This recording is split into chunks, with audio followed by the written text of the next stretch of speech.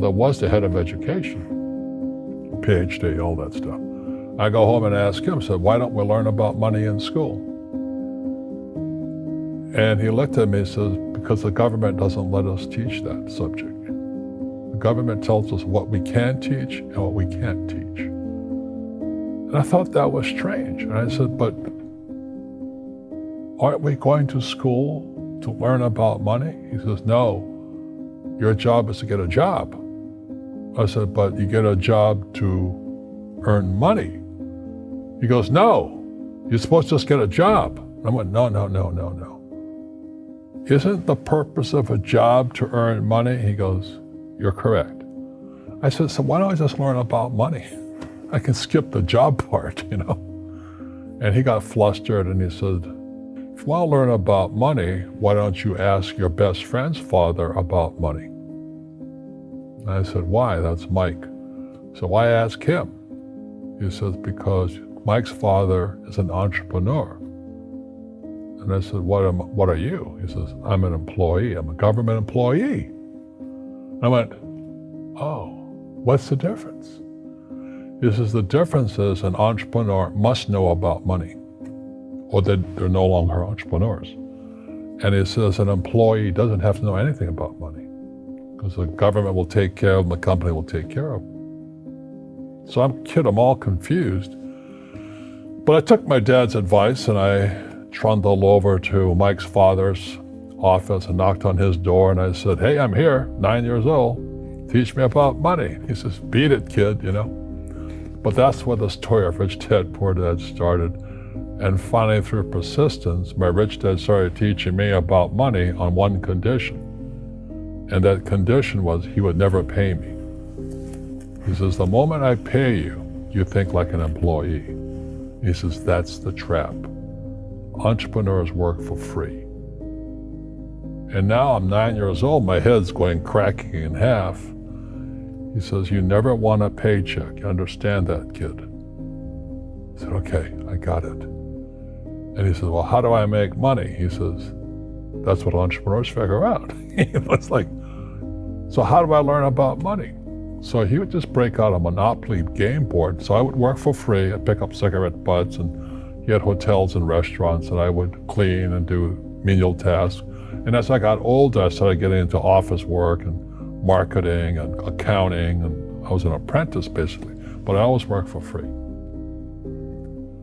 And he would teach me about money, but the way he taught me about money was playing Monopoly. And finally one day I got upset. I said, well, when are you going to teach me about money? He says, what do you think we're doing? We're playing Monopoly. He goes, no. What do you think we're doing? We're playing Monopoly. He says, what do you think we're doing? So I don't know. I'm teaching you about money. And then that's when, you have one greenhouse. He says, there's many formulas for great success in money. There's thousands of them. But one of the best ones found on the game of Monopoly. It still is today. 4 greenhouses, 1 red hotel. I said, what? He says, one of the greatest ways to acquire great wealth is playing Monopoly in real life. 4 greenhouses, 1 red hotel. Well, is that all there is? He goes, that's it. And he says, what do you think I'm doing? And I went, I don't know. So then he took me out and he showed me his greenhouses. And 10 years later, when I was 19, I was now in school in New York, and I come back to Hawaii, and Rich Dad had bought the biggest piece of land smack dab in the middle of Waikiki Beach. And when you go to Waikiki Beach today, you'll see the Hyatt Regency Hotel. That was his hotel. Just like the game of Monopoly. Just like the game of Monopoly. Acquired assets and they became bigger assets. He just kept what's called an assemblage, because that property wasn't that big at the time. So he had to buy out all the small guys. Because Waikiki was a little dirt water little town. So he'd buy out this shop owner and buy that shop owner. And it took him a while, but he finally assembled this large piece of property. And then he and Hyatt put up this giant hotel. It just sold for $800 million. So that's how I learned about money.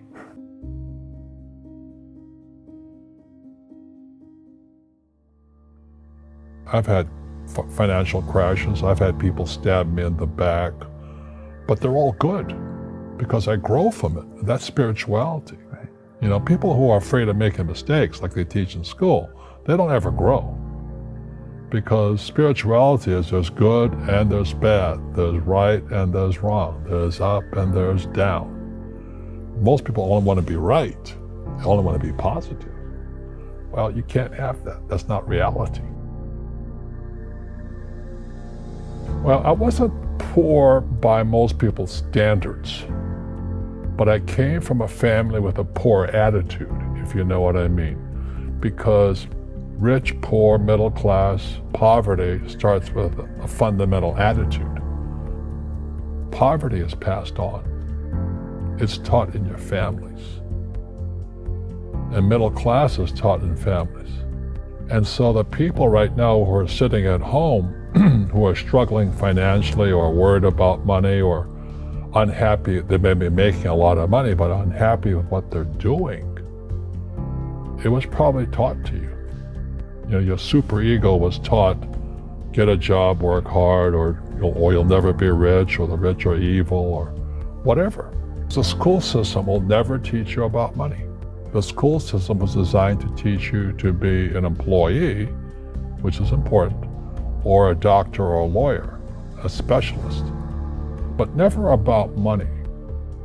And what most people lack is real business knowledge, like accounting, you know, like debt, like taxes.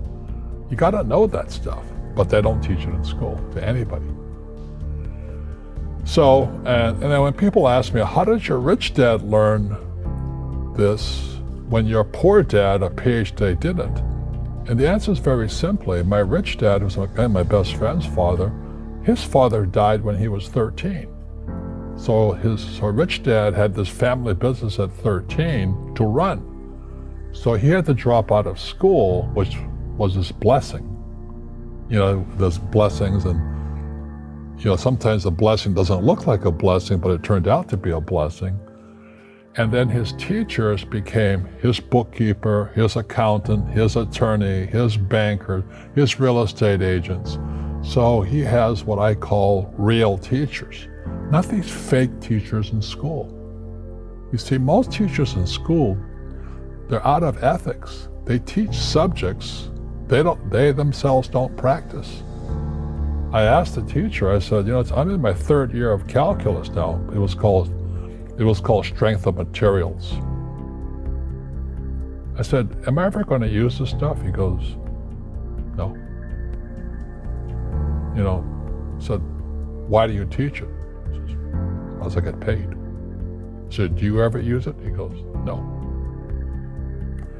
And that's why, you know, you have to, in life, one of the things I suggest to people, you got to find a real teacher versus a fake teacher. And a fake teacher is somebody who doesn't do what they teach.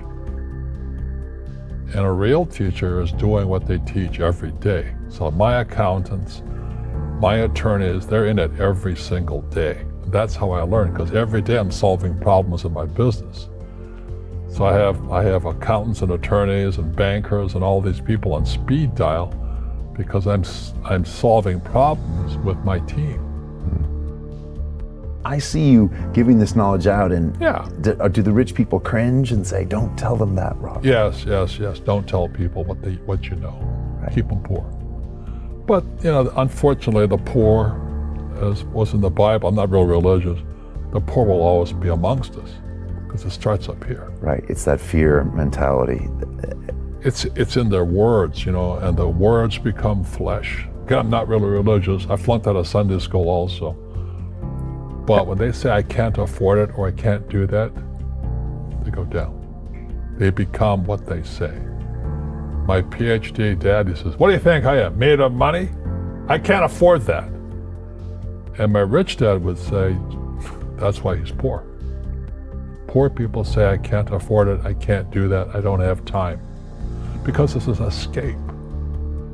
It's an escape.